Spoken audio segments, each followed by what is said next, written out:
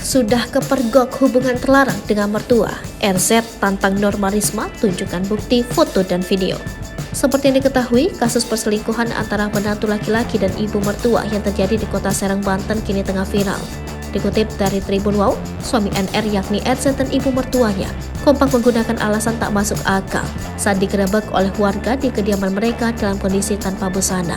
Informasi ini disampaikan oleh NR melalui kanal YouTube Curhat Bang Denny Sumargo. Saat terciduk warga, RZ langsung lari ke kamar mandi dan mengaku sedang buang air besar. RZ bahkan menantang untuk menunjukkan bukti nyata bahwa ia telah melakukan hubungan terlarang. Kan mana gak ada buktinya, gak ada foto atau gak ada video katanya, ucap NR menirukan perkataan RZ. Tapi kan kalau dipikir secara logika, dua orang beda lawan jenis ada di dalam kamar dengan pintu terkunci. Pasti dobrak itu tidak memakai pakaian sehelai pun, yaitu ngapain, kata NR. NR juga mencurigai pengakuan ibu kandungnya. Ibuku kan bilang ngadem karena memang di kamar ada AC-nya. Ya pasti orang juga bisa mikir lah segerah-gerahnya orang, apalagi di situ ada menantunya. Masa sih sampai ngebuka pakaian begitu, kata NR.